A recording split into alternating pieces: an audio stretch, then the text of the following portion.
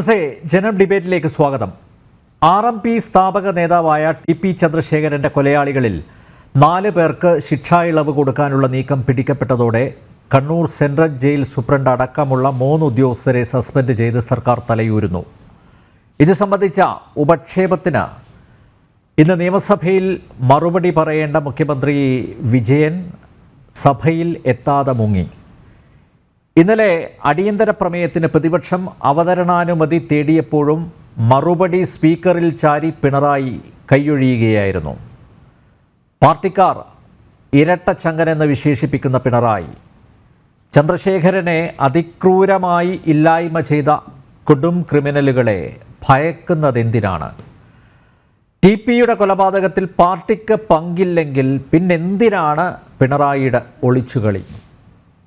കണ്ണൂരിലെ CPM നേതാക്കൾ സ്വർണ്ണക്കടത്തും കൊട്ടേഷനും നടത്തുന്നവരാണെന്ന് കൂടെയുള്ളവർ തന്നെ സാക്ഷ്യപ്പെടുത്തുമ്പോൾ അബദ്ധസഞ്ചാരികളുടെ പറുദീസിയായി കേരളത്തിലെ കമ്മ്യൂണിസം മാറിയില്ലേ എന്ന് ചിന്തിക്കുന്നവരെ കുറ്റം പറയാനാവുമോ? നമുക്ക് പരിശോധിക്കാം. മുതിർന്ന അഭിഭാഷകനും നിയമജ്ഞനുമായ advocate K. Ramkumar, save Kerala forum general secretary KM Shajahan, ഇടത് സഹയാത്രികനും RSP നേതാവുമായ അഡ്വക്കേറ്റ് ബലദേവ് സച്ചിദാനന്ദൻ എന്നിവ ചേരുന്നു. എല്ലാ അതിഥികളെയും ഈ സംവാദത്തിലേക്ക് സ്നേഹാദരങ്ങളോടെ സ്വാഗതം ചെയ്യുന്നു. ഒപ്പം പ്രേക്ഷകരെയും. അഡ്വക്കേറ്റ് രാംകുമാർ, TP ചന്ദ്രശേഖരനെ പോലെ ഒരു രാഷ്ട്രീയ പ്രവർത്തകൻ ഹീനമായ രീതിയിൽ കൊല ചെയ്യപ്പെട്ട സംഭവം കേരളത്തിൽ ഉണ്ടായിട്ടില്ല. കേസിലെ പല പ്രതികളുടെയും ജീവപര്യന്തം ഈയിടെയാണ് ഹൈക്കോടതി ഇരട്ട ജീവപര്യന്തമാക്കി വർദ്ധിപ്പിച്ചത്. ഈ സാഹചര്യത്തിലും TP വധക്കേസിലെ പ്രതികൾക്ക് ശിക്ഷാ ഇളവ് നൽകണമെന്നാവശ്യപ്പെട്ടാണ് കണ്ണൂർ സെൻട്രൽ ജയിൽ സൂപ്രണ്ട് 13/6/2024 ഇക്കഴിഞ്ഞ ജൂൺ 13 കണ്ണൂർ സിറ്റി പോലീസ് കമ്മീഷണർക്ക് കത്തയച്ചത്. ഒരു കാരണവശാലും ശിക്ഷാ ഇളവ് നൽകരുതെന്ന് ഹൈക്കോടതി നിർദ്ദേശിച്ച TP കൊലക്കേസിലെ പ്രതികളാണ് ഈ പട്ടികയിൽ ഉൾപ്പെട്ടിരിക്കുന്നത്. ആഭ്യന്തര വകുപ്പോ മുഖ്യമന്ത്രിയുടെ ഓഫീസോ അറിയാതെ കണ്ണൂർ സെൻട്രൽ ജയിൽ സൂപ്രണ്ട് സ്വന്തം ഇഷ്ടപ്രകാരം റെമിഷൻ പരിഗണനാ പട്ടികയിൽ ഈ 4 പേരുടെയും, രജീഷിൻ്റെയും സിജിത്തിൻ്റെയും ഷാഫിയുടെയും ട്രൗസർ മനോജിൻ്റെയും പേരുകൾ ഉൾപ്പെടുത്തുമെന്ന് താങ്കൾ കരുതുന്നുണ്ടോ?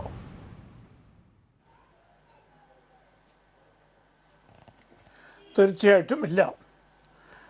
ഈ കൊലപാതകം കേരളം കണ്ട ഏറ്റവും ക്രൂരവും നിന്ദ്യവുമായൊരു കൊലപാതകമായിരുന്നു. അത് ഒരാളെ വകവരുത്തുക എന്നുള്ളതിനേക്കാൾ കൂടുതൽ വകവരുത്തി എന്ന് അറിയിക്കാൻ കൂടിയാണ് 51 വെട്ടുകൾ ആ പാവപ്പെട്ട പഴയ പാർട്ടി സഖാവിൻ്റെ മേൽ അടിച്ചേൽപ്പിച്ചത്. അത്രയും നിഷ്ഠുരവും ക്രൂരവുമായൊരു കൊലപാതകം, മനുഷ്യ മനസ്സാക്ഷിയെ ഞെട്ടിക്കുന്ന കൊലപാതകം.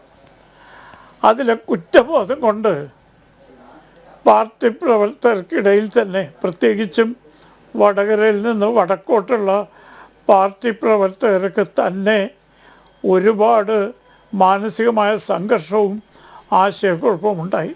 അവിടെയാണ് നമ്മുടെ മുഖ്യമന്ത്രിയുടെ നേതൃപാടവം കേരളം കണ്ടത്. അദ്ദേഹം വടക്കൻ പ്രദേശങ്ങളിൽ 3 or 4 പൊതുയോഗങ്ങൾ നടത്തി ഈ കൊലക്കേസിനെ പറ്റി പരസ്യമായി പറയാതെ പാർട്ടി അണികൾക്ക് ധൈര്യം കൊടുക്കുകയും ആത്മവിശ്വാസം പകർന്നു കൊടുക്കുകയും ചെയ്തു. അപ്പം തന്നെ വ്യക്തമായിരുന്നു കേരളത്തിലെല്ലാവർക്കും പാർട്ടിക്ക് ഈ കൊലപാതകത്തിലുള്ള പങ്ക്. സ്വന്തം പാർട്ടിയിൽ നിന്ന് അല്പം വ്യതിചലിച്ചതിന് ഇത്രയും ക്രൂരമായ കൊലപാതകം നടത്തിയ പാർട്ടി കണ്ണൂർ ജില്ലയിൽ ജയകൃഷ്ണൻ മാഷെ വിദ്യാർത്ഥികളുടെ പിഞ്ചു കുഞ്ഞുങ്ങളുടെ മുമ്പിൽ വെച്ച് പച്ചപ്പകൽ വെട്ടിക്കൊലപ്പെടുത്തിയതിൽ ആർക്കും അത്ഭുതമുണ്ടാവില്ല. ആ കൊലപാതക രാഷ്ട്രീയം ആ പ്രദേശത്തെ രാഷ്ട്രീയ പ്രവർത്തനത്തിൻ്റെ ശൈലിയായി മാറിയിരിക്കുന്നു. അതിൻ്റെ പുനരാവർത്തനമാണ് TP ചന്ദ്രശേഖരൻ വധം. ഇത് മാന്യമായി പ്രവർത്തിക്കുന്ന, ജനാധിപത്യപരമായി പ്രവർത്തിക്കുന്ന ഒരു പാർട്ടിക്കും അഭികാമ്യമായതോ അല്ലെങ്കിൽ അഭിമാനിക്കാൻ പറ്റുന്നതല്ല. അങ്ങേയറ്റം അവമാനം കൊണ്ട് തല താത്തി നിൽക്കേണ്ടതാണ്. ആ ഒരു ചേതോവികാരം പാർട്ടി അണികളിൽ ഉണ്ട് എന്നറിഞ്ഞപ്പോഴാണ് വിവിധ പാർട്ടി യോഗങ്ങൾ അഭിസംബോധന ചെയ്തുകൊണ്ട് പ്രവർത്തകർക്ക് ഊർജം പകർന്നു കൊടുക്കാൻ ശ്രീ പിണറായി വിജയൻ പര്യടനം നടത്തിയത്. അത് ശ്രദ്ധിക്കണം. കരുനാഗപ്പള്ളിയല്ല മീറ്റിംഗ് നടത്തിയത് മുഴുവൻ വടകരയ്ക്ക് വടക്കോട്ടുള്ള പ്രദേശങ്ങളിലാണ്. അപ്പോൾ ഒരു കാര്യം വ്യക്തമാണ്, ഒരു കുറ്റബോധം കൊണ്ടാണ് ഒരു പക്ഷേ അദ്ദേഹം ഈ സമ്മേളനങ്ങൾ നടത്തിയത്. അദ്ദേഹത്തിൻ്റെ പ്രസംഗങ്ങളൊക്കെ വളരെ പാർട്ടിക്ക് പ്രവർത്തകർക്ക് ആവേശം നൽകുന്നതായിരുന്നു. അതാണ് ഞാൻ പറഞ്ഞ് അത്രയും നേതൃപാഠവുമുള്ള ഒരു രാഷ്ട്രീയ നേതാവ് നമ്മുടെ കേരള രാഷ്ട്രീയത്തിലുണ്ടോ എന്ന് തന്നെ സംശയിക്കാത്ത രീതിയിൽ വളരെ വിദഗ്ധമായി അദ്ദേഹം ഓരോ വാക്കും വളരെ ശ്രദ്ധിച്ച് ഉപയോഗിച്ചുകൊണ്ട് പാർട്ടി അംഗങ്ങൾക്ക് ആവേശം കൊടുത്തു. അത് കഴിഞ്ഞു. കേസ് അട്ടിമറിക്കാൻ ഒരുപാട് ശ്രമിച്ചു. അന്വേഷണ ഘട്ടത്തിൽ പല തകിടമറികളും നടന്നില്ല.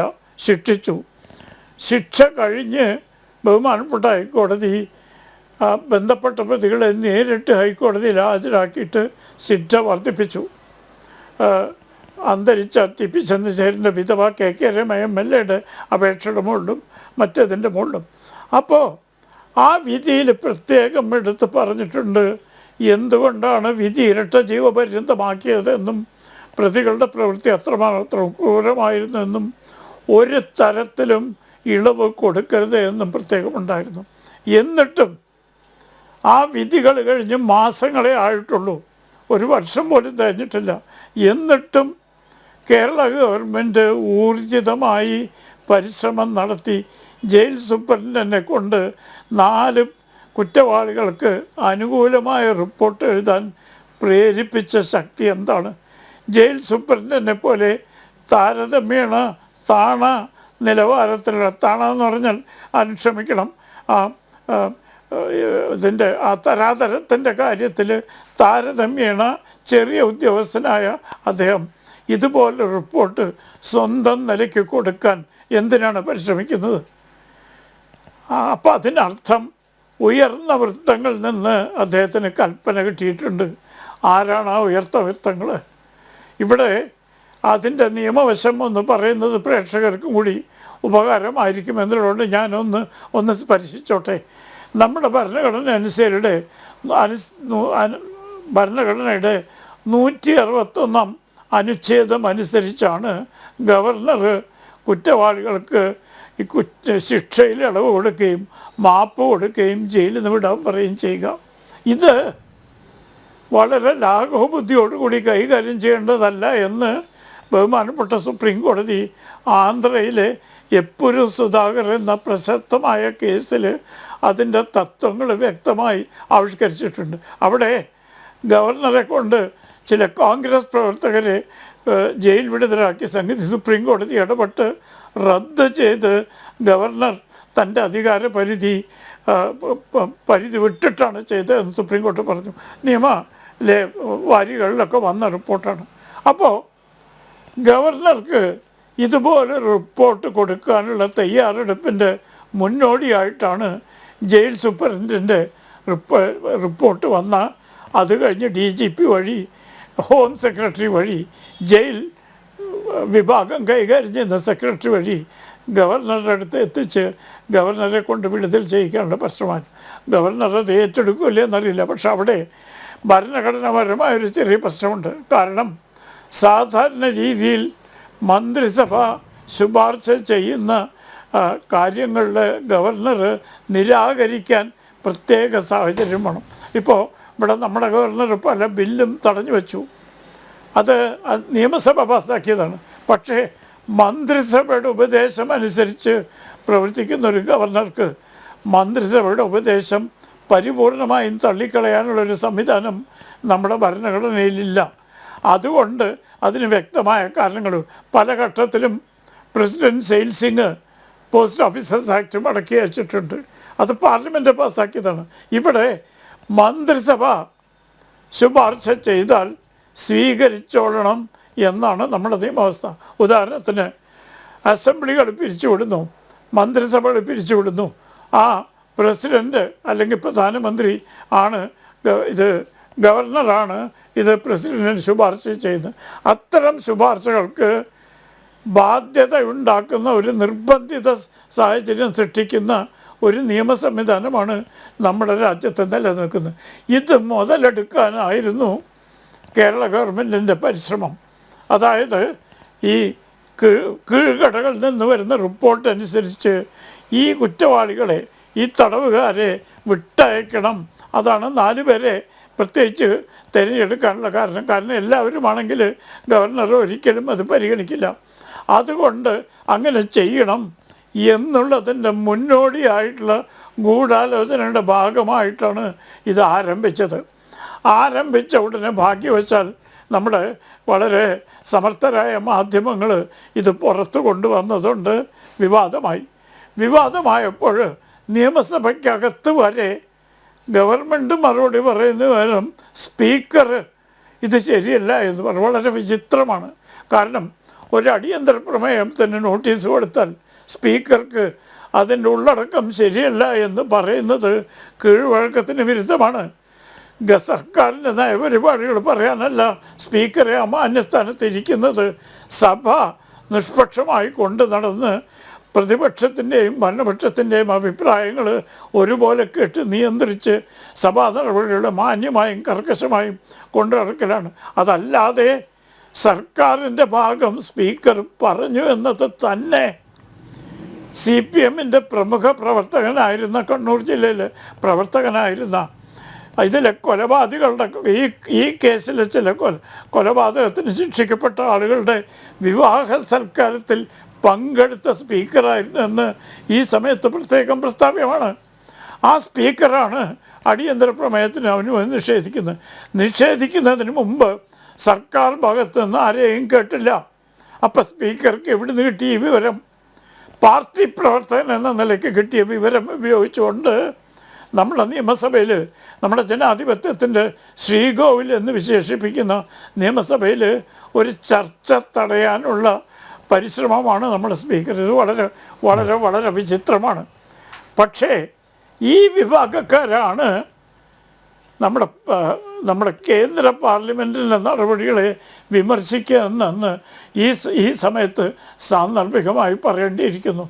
അവിടെ നടക്കുന്നത് ഏകാധിപത്യമാണ്, ഫാസിസമാണ് എന്നൊക്കെ പറയുന്ന അതേ വിഭാഗം സ്വന്തം താല്പര്യം വരുമ്പോൾ വിചിത്രമായും നിയമവിരുദ്ധമായും ഭരണഘടന തകിടം മറിച്ചുകൊണ്ടുമുള്ള നടപടികളാണ് പാലിക്കുന്നതെന്ന് നമ്മുടെ രാജ്യത്തെ ജനങ്ങൾ ശ്രദ്ധിക്കുന്നുണ്ട്. അതുകൊണ്ട് 161 അനുച്ഛേദ പ്രകാരം ഗവർണറുടെ അടുത്തേക്ക് എത്താനുള്ള ആദ്യ പടികളിൽ തന്നെ ഭാഗ്യവശാൽ സർക്കാരിന് നിർഭാഗ്യവശാൽ പാളിപ്പോയി. അതുകൊണ്ടാണ് ഇന്ന് ഈ പരിപാടി നടക്കാതെ പോയത്. ഇതിനൊക്കെ പുറമെ നമ്മുടെ കേരള ഹൈക്കോടതിയിൽ 2017 ക്ഷമിക്കണം, ഞാൻ പ്രേക്ഷകർ കൂടുതൽ അറിഞ്ഞോട്ടെ എന്ന് വെച്ച് സമയമെടുക്കുകയാണ്. ക്ഷമിക്കണം, മറ്റ് ചർച്ചയിൽ പങ്കെടുക്കുന്ന ആളുകൾ സദയം എന്നോട് അല്പനേരം കൂടി ഒന്ന് ക്ഷമിക്കണമെന്ന് ഞാൻ അഭ്യർത്ഥിക്കുകയാണ്.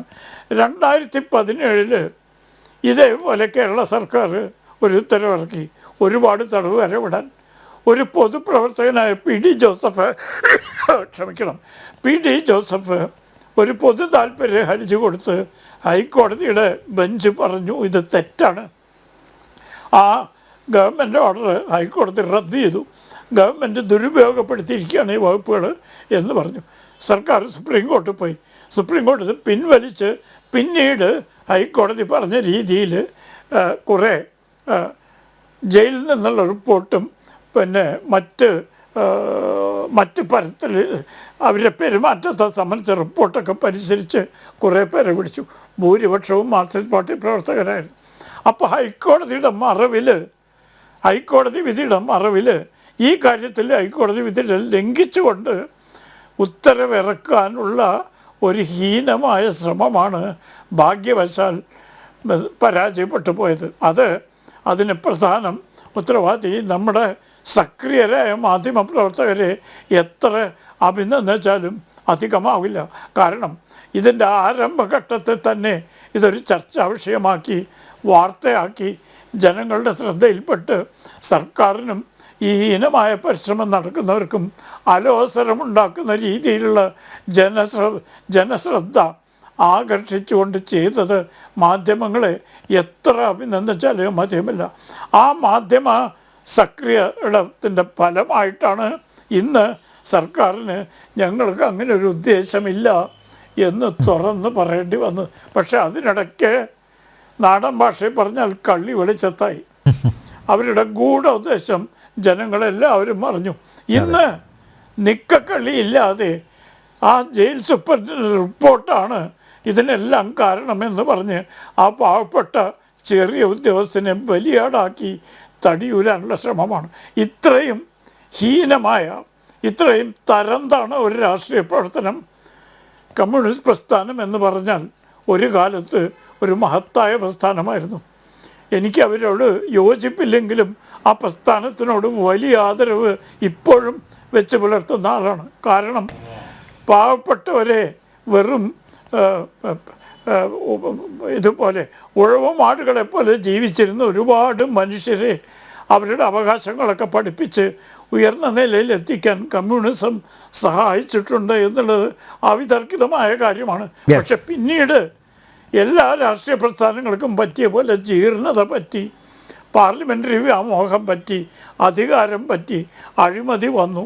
ഇന്ന് പാവം ദയനീയമായ സ്ഥിതിയിലേക്ക് ആ മഹത്തായ പ്രസ്ഥാനം മറ്റ് ചില പ്രസ്ഥാനങ്ങളെപ്പോലെ തന്നെ തരം താണിരിക്കുകയാണ്.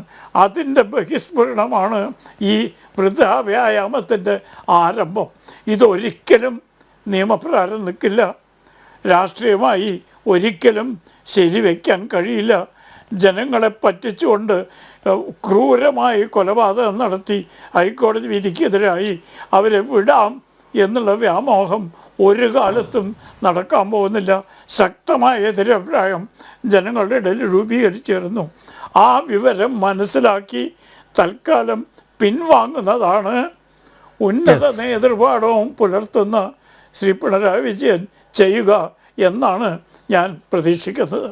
അടുത്ത പലതയോ 3 ജയിൽ ഉദ്യോഗസ്ഥരെ സസ്പെൻഡ് ചെയ്തതുകൊണ്ട് മുഖം രക്ഷിക്കാനാവുമെന്ന് കരുതുന്നുണ്ടോ? മറ്റൊരു കാര്യം, ഇന്ന് ഈ വിഷയം നിയമസഭയിൽ ഉപക്ഷേപമായി പ്രതിപക്ഷം കൊണ്ടുവന്നപ്പോൾ മറുപടി പറയാതെ മുഖ്യമന്ത്രി മുങ്ങിയത് എന്തിനാണ്? നമ്മൾ എല്ലാ നിയമസഭയായാലും പാർലമെന്റ് ആയാലും പാസ്സാക്കുന്ന നിയമങ്ങളെല്ലാം തന്നെ നമ്മുടെ ഭരണഘടനയ്ക്ക് അധിഷ്ഠിതമായിട്ടുള്ളതാണ്. ക്രിമിനൽ നടപടി നിയമം എന്തായാലും രാംകുമാർ സാർ ഉണ്ടല്ലോ, 432, 430, ഇത് സസ്പെൻഷനും റിമിഷനും കമ്മ്യൂട്ടേഷൻ ഓഫ് സെന്റൻസ് ഒക്കെ ആയിട്ടാണ് പറയുന്നത്. പക്ഷേ 433A എന്നൊരു വകുപ്പുണ്ട്. ആ വകുപ്പിൽ പറയുന്നത് ഇങ്ങനെ ലൈഫ് ലോങ് ഇംപ്രിസൺമെന്റിൽ കൊലപാതക കേസുമായി ബന്ധപ്പെട്ട് പ്രതികളെ ശിക്ഷിച്ചാൽ that person shall not be released from prison unless he had served at least 14 years of imprisonment. ഇത് 433A പറയുന്നതാണ് CRPC. ഇത് നിയമമാണ്. മറ്റൊന്ന്, ഹൈക്കോടതി നമ്പ്യാർ പറഞ്ഞതുപോലെ നിർദ്ദേശമല്ല, ഹൈക്കോടതി വിധിന്യായത്തിൽ പറഞ്ഞതായിരുന്നു ഈ പ്രതികളെ 20 വർഷം കഴിയാതെ ഈ പ്രതികളെ ജയിലിൽ നിന്ന് മോചിപ്പിക്കാൻ പാടില്ല. അതിലുപരി മറ്റൊന്നും കൂടെ ഹൈക്കോടതി പറഞ്ഞിട്ടുണ്ട്, ഹാബിച്വൽ ഒഫൻഡേഴ്സിനെയും അതുപോലെ തന്നെ ഹയർ ഒഫൻഡേഴ്സ് വാടക കൊലയാളികളെ ഒന്നും ഇങ്ങനെ ജീവപര്യന്തം ശിക്ഷിക്കുകയാണെങ്കിൽ അവരെയൊക്കെ 20 വർഷം കഴിയാതെ വിടാൻ പാടില്ല. പിന്നെ കമ്മ്യൂട്ടേഷനും സസ്പെൻഷനും ഒക്കെ ആയിട്ട് ബന്ധപ്പെട്ട് ശ്രീ ബഹുമാനപ്പെട്ട രാംകുമാർ സാർ പറഞ്ഞതുപോലെ ഏറ്റവും റീസെന്റ് ആയിട്ട് പറഞ്ഞ വിധിന്യായങ്ങളുണ്ട്. രാജീവ് ഗാന്ധി വധക്കേസിൽ കമ്മ്യൂട്ടേഷന്റെ കാര്യങ്ങൾ വളരെ വ്യക്തമായിട്ട് പറഞ്ഞിട്ടുണ്ട്. ഏറ്റവും ലേറ്റസ്റ്റ് ആയിട്ട് പറഞ്ഞ ഗുജറാത്തിലെ ബിൽക്കിസ് ബാനു കേസിലാണ് ആ പ്രതികളെല്ലാം തിരിച്ച് ജയിലിൽ പോകേണ്ടി വന്നു. ഗുജറാത്ത് ഗവൺമെന്റ് മോചിപ്പിച്ച എല്ലാ പ്രതികളും തിരിച്ച് ജയിലിൽ പോയിട്ട് വന്നു. അപ്പൊ ഇത്രയും നമ്മുടെ സെറ്റിൽഡ് പൊസിഷൻസ് ആണ്. ഈ നിയമത്തിന് വിരുദ്ധമായിട്ട് ഒരു കേന്ദ്ര ഗവൺമെന്റിനും സംസ്ഥാന ഗവൺമെന്റിനും യാതൊന്നും ചെയ്യാൻ പറ്റില്ല. ഇതാണ് ഇതിന്റെ നിയമഭാഗം. ഇനി ഇതിന്റെ രാഷ്ട്രീയ വശത്തേക്ക് ഞാൻ പറഞ്ഞു. ഇവിടെ ഈ പ്രതികളെ 4 പേരെ 53 പേരുടെ കണ്ടാണ് ലിസ്റ്റ് അവർ തയ്യാറാക്കി. അതിനകത്ത് TP ചന്ദ്രശേഖരൻ കേസുമായി ബന്ധപ്പെട്ട പ്രതികളുമുണ്ട്.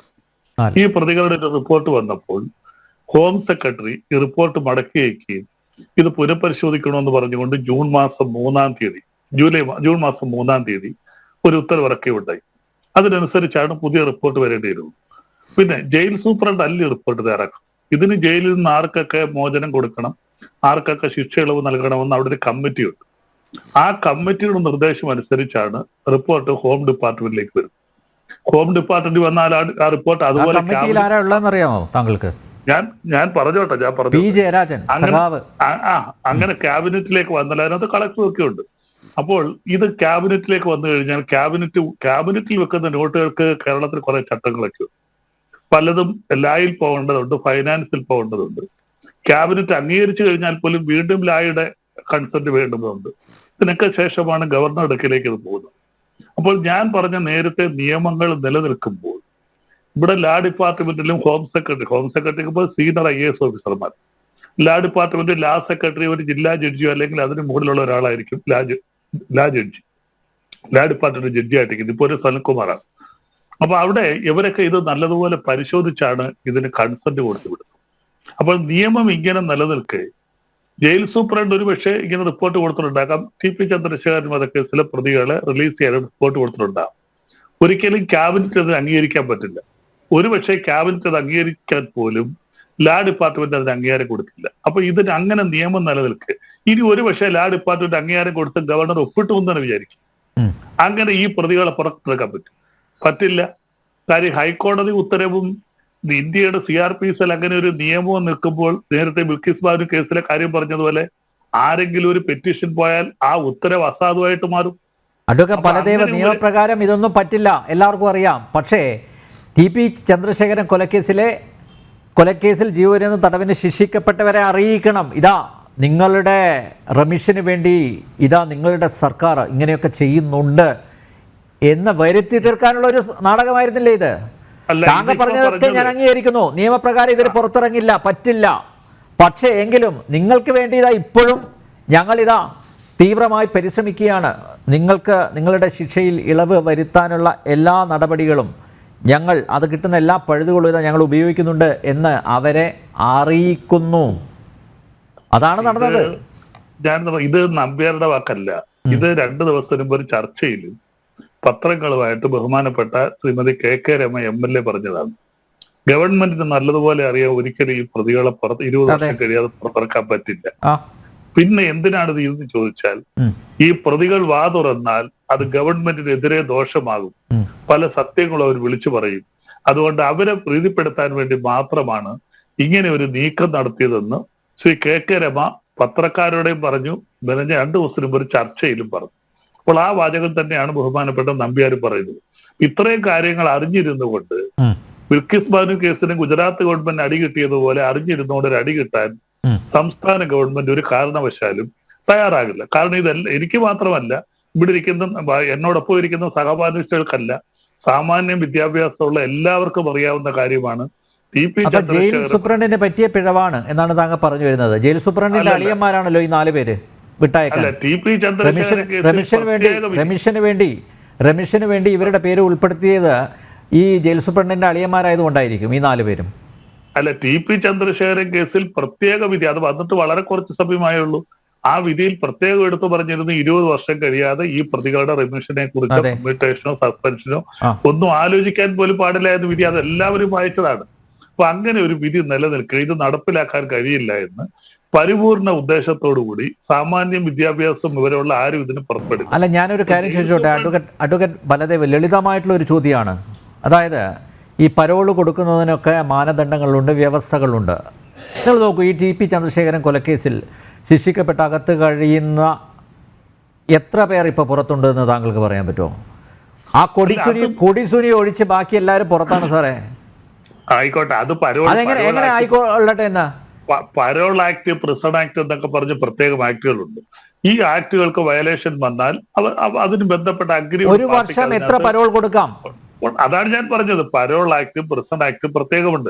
ഇതിനകത്ത് എന്തെങ്കിലും ഡീവിയേഷൻ വരുക്കുക, എന്തെങ്കിലും കുഴപ്പം വരുത്തിയാൽ അതിനും വേറെ നിർദ്ദേശങ്ങളുണ്ട്. അത് പലപ്പോഴും കേസുകൾ പോയിട്ടുണ്ട്. അനാവശ്യമായിട്ട് പലർക്കും പരോൾ കൊടുക്കുന്നു. ഇവർക്ക് വഴിവിട്ട രീതി പരോൾ കൊടുക്കുന്നുണ്ട്. ഞാനത് അഡ്മിറ്റ് ചെയ്യുന്നു. ഇങ്ങനെ പരോളിൽ ഇറങ്ങിയിട്ടാണ് മുഹമ്മദ് ഷാഫി കല്യാണം കഴിച്ചത്. ആ വിവാഹ ചടങ്ങിൽ പങ്കെടുത്ത ആളാണ് നമ്മുടെ സ്പീക്കർ പദവിയിൽ ഇപ്പോൾ ഇരിക്കുന്നത് അറിയോ? എൻ ഷംസീർ. ഇങ്ങനെ ഒരു മിനിറ്റ്, ഇങ്ങനെ പരോളിൽ ഇറങ്ങിയിട്ടാണ് നമ്മുടെ കിർമാണി മനോജ് ഇതേപോലെ കല്യാണം കഴിച്ചത്. അതിനുശേഷം വയനാട്ടിൽ ഒരു റിസോർട്ടിൽ ലഹരി പാർട്ടിക്കിടയിൽ അയാളെ പൊക്കുകയും ചെയ്തു. പിന്നെ നമ്പ്യാരെ വടക്കേ ഇന്ത്യയിലെ ഏറ്റവും പ്രശസ്ത നൊട്ടോറിയസ് ആയിട്ടുള്ള ഒരു ക്രിമിനല് വിവാഹം കഴിക്കണമെന്ന് പറഞ്ഞ് പരോളിന് ആവശ്യപ്പെട്ട് സുപ്രീം കോടതിയിൽ പോയി പരോൾ അനുവദിച്ചു 15 ദിവസം. അങ്ങനെ അദ്ദേഹം വിവാഹം കഴിച്ചതും അതുപോലെ തന്നെ ക്രിമിനലായിട്ടുള്ള ഒരു സ്ത്രീയാണ്. അവരുടെ എല്ലാം നമ്മളെല്ലാവരും, നിങ്ങൾ ഉൾപ്പെടെ എല്ലാ മാധ്യമങ്ങളിലും ബ്രേക്ക് വിവാഹം കഴിക്കാനായിട്ട് പരോൾ അനുവദിച്ചു. പരോൾ എടുത്ത് വിവാഹം കഴിച്ചതല്ല, വിവാഹം കഴിക്കാനായിട്ട് ഹൈക്കോടതി ഗവൺമെന്റ് അനുവദിക്കാൻ സുപ്രീം കോടതി. വിവാഹം കഴിക്കാനും അടുത്ത ബന്ധുക്കൾ മരണപ്പെട്ടാലൊക്കെ പരോളിൽ പോവാം. പക്ഷെ അങ്ങനെയല്ലല്ലോ, ഇവര് ജയിലിനകത്ത് കിടന്നതിനേക്കാൾ കൂടുതൽ സമയം പുറത്താണ് സാർ കഴിയുന്നത്. അത് വേറെ ചോദ്യം ചെയ്യേണ്ട കാര്യമാണ്. അത് ഞാൻ പറഞ്ഞല്ലോ, നിയമപരമായിട്ട് ഇതിനകത്ത് പരോൾ ആക്ടോ പ്രിസൺ ആക്ടോ എന്തെങ്കിലും ഡീവിയേറ്റ് ചെയ്താൽ അതിന് നിയമപരമായിട്ട് ചോദ്യം ചെയ്യാം. അതിനാണല്ലോ ഇവിടെ കോടതികളുള്ളത്. അങ്ങനെ ഒരു ചോദ്യം ചെയ്യലാണല്ലോ ഈ പ്രതികൾക്ക് 20 വർഷത്തിൽ കഴിഞ്ഞ ജാമ്യം കൊടുക്കാവൂ എന്ന് ഹൈക്കോടതി നിർദ്ദേശം വന്നത്. അപ്പോൾ വെറുതെ നിയമങ്ങളല്ല. ഈ നിയമം 433A അനുസരിച്ച് 14 വർഷം കഴിഞ്ഞാൽ പ്രതികൾക്ക് ജാമ്യം കൊടുക്കാം, കോടതി കമ്മ്യൂട്ട് റിവിഷൻ നടത്തിയൊക്കെ ചെയ്യാം. പക്ഷേ ഈ കേസിനകത്ത് പ്രത്യേകിച്ച് 20 വർഷം കഴിഞ്ഞ് കൊടുക്കാവുന്ന ഹൈക്കോടതി ഉത്തരവ് വന്നത് അങ്ങനെ ഒരു പ്രത്യേക സാഹചര്യത്തിലാണ്. അപ്പോൾ തീർച്ചയായിട്ടും അതിനകത്ത് നമ്പ്യാർക്ക് വേണമെങ്കിൽ ഒരു പബ്ലിക് ഇൻട്രസ്റ്റ് ലിറ്റിഗേഷൻ ഫയൽ ചെയ്യാം. അത് കോടതിക്ക് അതിനകത്തുള്ള വിധിന്യായങ്ങൾ കൊണ്ടുവരാം. അങ്ങനെ പരോൾ കൊടുത്തിട്ടുണ്ടെങ്കിൽ നമ്പ്യാർക്ക് ഫയൽ ചെയ്യാം. അല്ല, ഞാൻ അതൊക്കെ പലരെ ഒറ്റ കാര്യം കൂടി, അതിനുശേഷം ഞാൻ ഷാജഹാനിലേക്ക് പോവാണ്. ഒറ്റ കാര്യം കൂടി, അതായത് സർക്കാർ ഇത് അറിഞ്ഞിട്ടില്ല, ആഭ്യന്തര വകുപ്പ് അറിഞ്ഞിട്ടില്ല. ഇത് ജയിൽ സൂപ്രണ്ടിൻ്റെ ഭാഗത്തു നിന്നുണ്ടായിട്ടുള്ള വീഴ്ചയാണ്. അതുകൊണ്ട് സൂപ്രണ്ട് അടക്കം 3 ഉദ്യോഗസ്ഥരെ സസ്പെൻഡ് ചെയ്തു. ഇന്നലെ സ്പീക്കർ പറഞ്ഞ എന്താ, അടിയന്തര പ്രമേയത്തിന് അവതരണാനുമതി തേടിയപ്പോൾ, പ്രതിപക്ഷം തേടിയപ്പോൾ സ്പീക്കർ പറഞ്ഞതെന്താ, ഇതെല്ലാം അഭ്യൂഹമാണെന്നാണ് അല്ലേ? ഇന്നലെ വൈകുന്നേരവും ഈ ക്രൂരന്മാരായ ക്രിമിനലുകൾക്ക് ശിക്ഷാ ഇളവ് നൽകുന്നതിന് വേണ്ടിയുള്ള നടപടികളുമായിട്ട് സർക്കാർ മുന്നോട്ട് പോകുന്ന ദയനീയമായ സ്ഥിതിക്ക് നമ്മൾ സാക്ഷ്യം വഹിച്ചു. ഇന്നലെ വൈകുന്നേരം ഈ ട്രൗസർ മനോജിന് വേണ്ടി ഇപ്പോൾ റെമിഷന് കൊടുക്കുമ്പോൾ സ്വാഭാവികമായിട്ട് ഇവർ പുറത്തിറങ്ങി കഴിഞ്ഞാൽ എന്തെങ്കിലും പ്രശ്നം ഉണ്ടാവുമോ, ആർക്കെങ്കിലും പരാതി ഉണ്ടെങ്കിൽ ബോധ്യപ്പെടുത്താം അല്ലേ? അതിനാണല്ലോ പോലീസിൻ്റെ റിപ്പോർട്ട് തരുന്നത്. ട്രൗസർ മനോജിൻ്റെ റെമിഷന് വേണ്ടി കെ രമയുടെ മൊഴി രേഖപ്പെടുത്തിയിരിക്കുക ഇന്നലെ വൈകുന്നേരം അഡ്വക്കേറ്റ് ബലദേവ്. നോക്കൂ, അപ്പോൾ ഇതെല്ലാം സംഭവിച്ചിട്ടും താങ്കൾ പറയുന്നു സർക്കാരിന് ഇതിലൊരു പങ്കുമില്ല, നിയമവിരുദ്ധമായി സർക്കാരിന് പ്രവർത്തിക്കാനാവില്ല എന്നൊക്കെ പറയുമ്പോഴും, അങ്ങനെയാണെങ്കിൽ ഇന്നലെ വൈകുന്നേരം ഈ ട്രൗസർ മനോജ് എന്ന ക്രിമിനലിന് വേണ്ടി എന്തിനാണ് സാർ കേരള പോലീസ് കെ രമയുടെ കൊല്ലപ്പെട്ട ചന്ദ്രശേഖരന്റെ വിധവ കെ രമയുടെ മൊഴി എന്തിനാണ് രേഖപ്പെടുത്തിയത്? അപ്പോൾ നിങ്ങൾ പൊട്ടന്മാരാക്കുകയല്ലേ, കേരളത്തിലെ ജനങ്ങളെ പൊട്ടന്മാരാക്കുകയല്ലേ? ഞാൻ പറയട്ടെ, പോലീസ് അന്വേഷിക്കുന്നത് അതിന് ബന്ധപ്പെട്ട കമ്മിറ്റിയുണ്ട്. അതിനകത്ത് ആരെയൊക്കെ ആ കമ്മിറ്റിയുടെ നിർദ്ദേശം അനുസരിച്ച് ഏത് പോലീസ് സ്റ്റേഷന്റെ ജൂറിസ്ഡിക്ഷനിലാണോ അത് വരുന്നത്. അപ്പൊ എന്റെ പോലീസ് സ്റ്റേഷൻ ജൂറിസ്ഡിക്ഷൻ ചവറയാണ്, എനിക്കാണ് പറയണമെങ്കിൽ ചവറ പോലീസ് സ്റ്റേഷനിലേക്കായിരിക്കും. പലതും എനിക്കതറിയാം. അല്ല, അവിടെയുള്ള ബന്ധപ്പെട്ട പോലീസിന് അറിയാലോ. ഇപ്പൊ കൊളവല്ലൂർ പോലീസ്, പാനൂർ പോലീസിനൊക്കെ അറിയാലോ. ഇവർ ക്രിമിനലുകളാണ്, CPMന്റെ ക്രിമിനലുകളാണ്, കൊടും ക്രിമിനലുകളാണ്, ഇവർ TP ചന്ദ്രശേഖരനെ കൊന്നവരാണ് എന്നൊക്കെ പാനൂർ പോലീസിനും കൊളവല്ലൂർ പോലീസിനും ഒക്കെ അറിയാമെന്നിരിക്കെ എന്തിനാണ് പിന്നെയും ഇവരുടെ മൊഴി രേഖപ്പെടുത്തുന്നത്? മൊഴിയെടുക്കുന്നത് എന്തിനാണ്? കെ രമയോട് റിപ്പോർട്ട് അല്ലെ, അവരുടെ മൊഴി എന്തിനാ ചോദിച്ചത്? അത് പറ. അവരുടെ മേലുദ്യോഗസ്ഥർ നിർദ്ദേശിച്ചാൽ അവർക്ക് അന്വേഷിക്കാതിരിക്കാൻ പറ്റും. സമ്മതിച്ചു. നല്ല ന്യായീകരണം. ജില്ലാ കളക്ടർ വിളിച്ച് പറയുകയാണ്, തെക്കുമ്പോ SI എടുക്കാൻ എന്നെ കുറിച്ച് അന്വേഷിക്കണം എന്ന് പറഞ്ഞാൽ SIക്ക് പറയാൻ പറ്റുമോ ഇത് ഹൈക്കോടതി വിധിക്ക് വിരുദ്ധമാണ്, അന്വേഷിക്കാൻ? അവിടെയാണ് ഞാൻ ചോദിക്കുന്നത്, കണ്ണൂർ സെൻട്രൽ ജയിൽ സൂപ്രണ്ടിന്റെ അളിയന്മാരാണോ ഈ 4 പേര്? സെൻട്രൽ ജയിൽ സൂപ്രണ്ട് ഈ കേസിൽ ഇടപെട്ടത് മുകളിൽ നിന്നുള്ള നിർദ്ദേശപ്രകാരമല്ലേ അഡ്വക്കേറ്റ് ബലദേവ്? അല്ലാതെ പറയാൻ പറ്റുമോ? താങ്കൾ നെഞ്ചിൽ കൈവച്ച് പറ. ഗവൺമെന്റ് നിർദ്ദേശം അഡീഷണൽ ഹോം സെക്രട്ടറിയുടെ ഓർഡർ ഉണ്ടായിരുന്നെങ്കിൽ അതിന് വിരുദ്ധമായിട്ട് പ്രവർത്തിച്ചു. അതുകൊണ്ടാണ് അവരെ 3 പേരെ സസ്പെൻഡ് ചെയ്തത്. തർക്കമൊന്നുമില്ല. ഗവൺമെന്റിന് വിരുദ്ധമായിട്ട് മനസ്സിലായി. അഡ്വക്കേറ്റ് ബലദേവിന് ഇങ്ങനെ പറയാൻ പറ്റൂ?